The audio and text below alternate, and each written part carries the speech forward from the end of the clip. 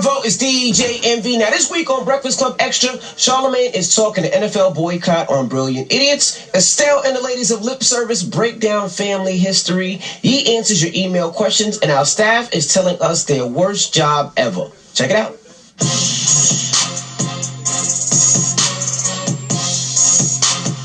Yo, I hit you a few weeks ago. I had an issue with. We had a little back and forth. That's right. Let's talk. See, let's talk about Mouse's mouth. Yeah. All right. Pause. And how his mouth is getting him approached. Because that is the moral to all of these stories. You can't say what you want and not get approached. Mouse is out here getting approached. I'm glad you're telling these stories. Like me and my got into it, had a little back and forth. Yes. Yo, you this, nah, this. But what you want to do? Who was it? Say who it was. Nah, come on. We not indicting. But I said. It was a rapper though. Yeah, I'll tell it. I'm a media personality. Sources say Ian Connor and Mouse Jones. That's his name? Yeah. Ian Connor. So Ian Connor and Mouse Jones had an altercation. We got into it on Twitter. And then from Twitter, he said something like, "This can't beat me," or something. Why they talking about him being whatever cases he got against? So I'm like, "You talking tough to girls?" I'm like, "Problem." He started talking tough to me. So I said, "Well, we can see each other." Right. And he said, "We'll see each other." And then 4 months later, we seen each other. Now, mind you, there was 10 people behind him, but I stood tall. Like, my words is what my words is. No, we didn't fight. Me and his people fought. And by the way, that's how it always ends. That's how it is. Hey, right. Listen, I ain't gonna hold you. Hit me with the power. What's that you had on the Breakfast Club? He ain't got no mustache, but got a beard. Who? What's his name? Umar Johnson. Dr. Umar Johnson. Don't he always, like, he be on Instagram saying like, "Oh, the power of Ogon," or whatever. That hit me with the power of Ogon, son. Really? That hit me so hard, I had to grab his hand just so I don't ever do this again. I was like, "No, we can't have this again." Hit me. See what I'm saying? And so I'm like, "I bet." So we get shaken, and then I see 30 more hands. I said, "Oh." So they jumped you. Yeah. So I jump in the middle of the street because I gotta see how many it is. I look. I said 2, 4, 6, 8. I said, "Nah, I hit that slant route." They did all of that and they didn't even ask you for a drop? Oh, nah. They got to give you a signature catchphrase and put on some t-shirts or something. I don't know what the catchphrase would be. I hit that slant route, though. But I may not be watching football this season. That's the moral of the story is people gonna hold you accountable. So I can see it both ways. I don't want to see y'all fight, but I'm not gonna lie. When I see people hold other people accountable, I like it. I can't even sit there and act like I don't like it. I like it. I like when I see Mouse holding somebody accountable for what they said. I like when somebody's holding Mouse accountable. I like when somebody's holding me accountable. We can't go around just having motherfuckers talk.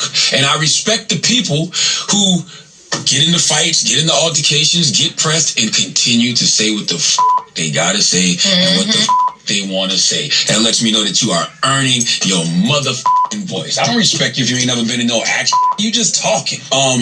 By the way, I think I'm watching football this week, and I'm going to tell you why I'm watching football this week. Because y'all been fake boycotting like a mother. Because y'all be tweeting about them Colin Kaepernick commercials in real time while they on during the game.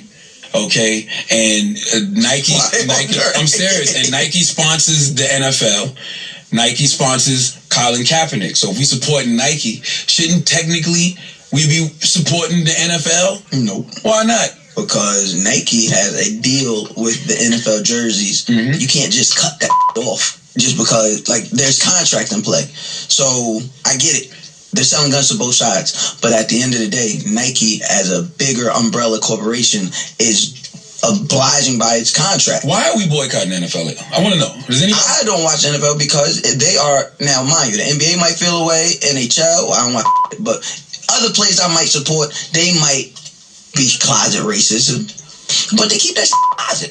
The NFL is putting it in our face. But there's no national anthem policy. They got rid of that this year. So the policy that they implemented that made everybody be like, "Oh man, this is enough." At least for me, I was like, "Enough is enough. I can't watch." They're not doing that this year. It's tainted already because we done seen for 2 years what that how that has made white people react to us. How the sitting president has reacted to it.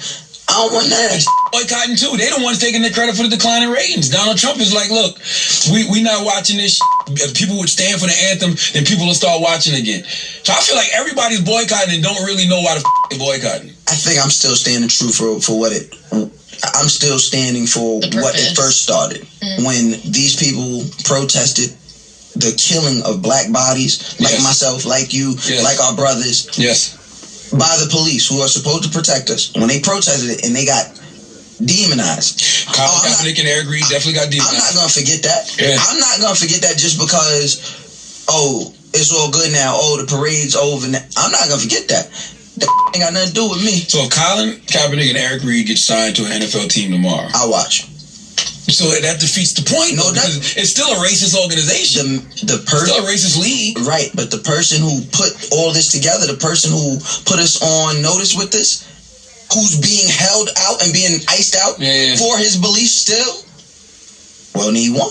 I don't want Colin to go back. Me neither. And the reason I don't want Colin to go back is because once you expose a league for being racist, you can't play. Why would you want to be a part? Exactly. Why would you want to be a part of said league? Go to CFL.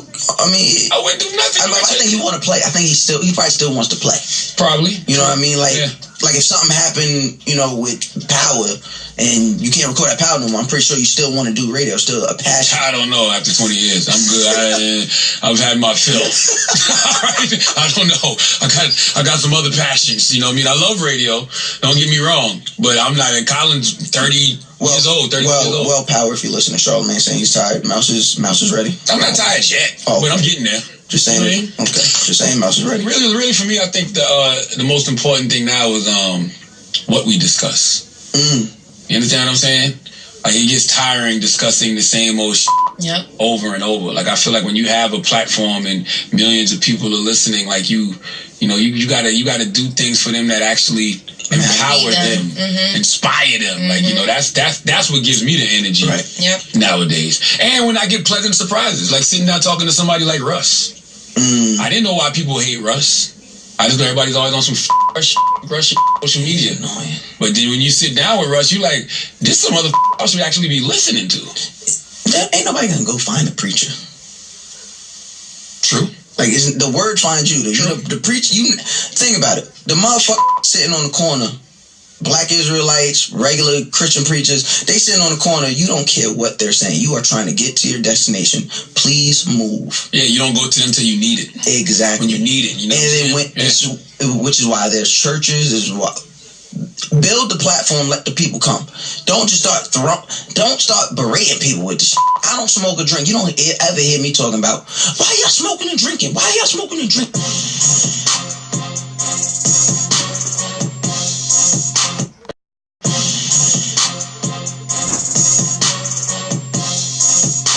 Well, when's the last time you've been on a date? July. Okay, that's not too long ago. That's too long ago. I dated in between. Don't get twisted. It's been a fun time. Right. It's been a fun time. It's been like the last album was 3 years ago. The album before that, 3 years before that. So I've been dating in between. But I've just been paying more attention to myself and what I actually want and my future needs. That's what this album's about, self-love. It is. This album's actually about my parents. Oh, we were reading that story. Yeah, like that to me is like peak. Like, who does that? So their whole story was that they met each other one day and it was on some like love at first sight. 3 months later, 3 years later, they had 3 children. I was born like 9 months after they met. So they got it cracking. I was like, y'all disgusting. I'm glad I'm here. Firecracker. How about it? I feel like I got some and they're both fire signs. Oh wow, crazy. So they got together. They had me and 2 sisters. They broke up or kind of were separated by family. My dad was told that my mom got married. She hadn't yet. My mom was told that my dad got married. He never got married. It's like Romeo and Juliet. Yeah, real life. And so my mom did eventually end up getting married, had 5 other kids. We got to I was 19 and I was like to her, so what's she about to do? Because we don't like this man. You're unhappy. I love my brothers and sisters, but we're all about to leave and you're going to be here with him on your own. Wow. You want to do that? That's terrible when your kids have to tell you that too. My brazen 19-year-old Capricorn behind thought I knew everything. But that was kind of like her trigger, I want to say. She broke up with him. They divorced, I should say. And her and my dad, around the same time, in the same year, reconnected. My actual dad. He had run up to my sister and, not run up, but had driven past my sister, who looks exactly like him, in the street, and was like, here, my other sister. And it was like, do you know who I am? And they were like, like we're related. He didn't stay in you guys' lives. Well, he was forced to not. Okay. It was very African families and West Indian families are real. Like, yeah, especially back in the 80s in the UK, first generation. You came from there. You run by the family code or not. You know what I mean? And it was crazy. They've since, obviously everyone's cleared up the stuff, but when I hear about it, I was like, I got some questions for my grandma. I got some questions for my aunties. What the hell? You know? But essentially they found their way back to each other by my little sisters. And they got together when I was 23, for real. They got married when I was 33. That's crazy. Wow. So to me, it's just like that kind of reopens. 33 years later, they got married. Yeah. After they first met. Right after Thank You. After that album, they got married and like. Happily ever after. Yeah. And did you sing at the wedding? I didn't sing, but they played on my albums. I was all real vindicated and happy. Like, I was like, they asked you everything. Like, I'd be like, listen, that's not what you gonna sing, right? No, I came in. Me and my sisters have done a great job in the first half of the wedding. I did my mom's makeup and made sure she looked really pretty. Yeah. If you was not dirty, you would definitely be singing at the wedding. Yeah. No. I ended up having to almost sing as they walked down the aisle. It was so many things, but I didn't want to be the star in the moment. Right. Like that was they waited their whole life. That's like The Notebook or something. Yeah, it really was. So it was a beautiful time. What if you already know the person that you're gonna end up with? Shit, I probably do. You think so? You think about that? Mm-hmm. Like somebody from the past? Yeah. Well, we see you believe in second chances because of your mom and dad. I believe in them. I just don't. I don't know. I have. That's the thing. Yeah. How did that work out? It wasn't a marriage, obviously, so it didn't go. So there you go. Yeah, ba-doom. It's terrible. No. I believe in second chances, but I also believe in like when you know, you know. Mm-hmm. And if it is what it is, you're kind of not gonna do all the stuff and the rotations. If you do that, it's probably more about you than them. Right. You know what I mean? And I'm just not for the stuff and rotations. I'm very quiet. I'm quite clear with my stuff. Like, all right, we're done. We're done. Bye. Yeah. So no, like calling up late night, like, all right, I know we need to get because it took me this long to get to that point. Right. If I give you a rope, I'll give you some years. You know, so right. if I'm like, I'm out, I'm done, I'm out, done. How much do you think your parents' relationship affects like how your relationships are today? Wow. A lot. Yeah, because that's what you see. I feel like we emulate what we see. So I feel like it's whatever you was brought up. It's kind of like when you see a guy that he's like, oh, I seen my mother get beat on and I never wanted to be like that. But then he ends up beating his girlfriend. Yeah. And it's just like, because that's what he knows. That's who taught him to be a man. So he thinks that's being a man. Exactly. So I think we do. Just think about yourself specifically. So me specifically, well, see, my mother, I never liked none of my mother's boyfriends. And like my father and my mother separated. My father cheated on my mother when, like, probably when she was pregnant still. So she left him. And that's why you think all men cheat to this day. I think all men cheat. Anyway. I understand it. And I feel like my mother, I always remember her like having a real big problem with like liars and when I tell you I cannot stand a liar to this day. Like, it could be the smallest thing. Like, I've told this story before, but I met a guy one time and he was like nice, everything. He treated me very well, but he lied to me about having an Instagram page. And his name. Did he give you like a he had originally told me his name was something else. That's strange. So yeah, exactly. When I talked to him, he had something to hide. When I talked to him, he explained to me why, what, when. And even though I understood, it's a red flag. I was like, nah, this guy. Like, I could never get over it. Like, that's some clown shit. You like some name? Who does that? Like, name and different names. The Instagram, I mean, internet exists. Like, I don't understand how you can. And he lied about an Instagram. And don't get me wrong, he told me his name. Like, when we ended up going on a date, when we met, he gave me whatever. But when we went on, like, the date, what kind of is he told me, right. He gave me his club name. Club name. I was like, my name is Tiffany. Right, but then, I don't know, you know, always look at that, like, you gotta remember, these guys be out here lying because they have a whole family or a whole whatever, so they don't want their to get back. And that's the crazy part. It's like there are ones who don't, but because it's like it's so in your soul and it's so in your energy, like that's what you attract. Yeah, exactly. And I hate that.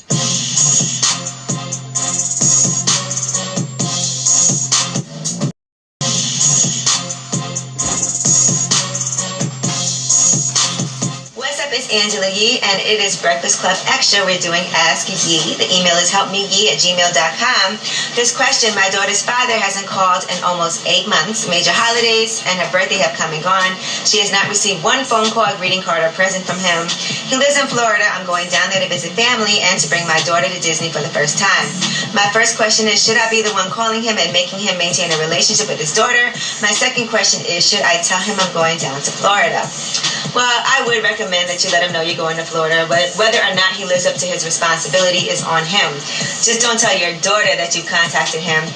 And if you're not sure that he's going to come, I wouldn't even mention it. Let it be a surprise so that she gets to see her dad. Because that way, if he doesn't show up, at least she's not expecting something, waiting for it, and then there's an opportunity to be disappointed. I think it's awful that you're the one that has to maintain that relationship, but it's not about you, it's about your daughter. So we don't know how this is affecting her. We don't know if it actually makes her feel even worse when he's, maybe every now and then making contact, and then she's wondering, where is he in my life? So you just have to make sure that you're constantly reassuring your child how important she is and how much you love her, and tell her that her father loves her too, but he just don't have his stuff together, so she never feels like it's her fault or that she did something wrong. So again, it's always putting the kids first.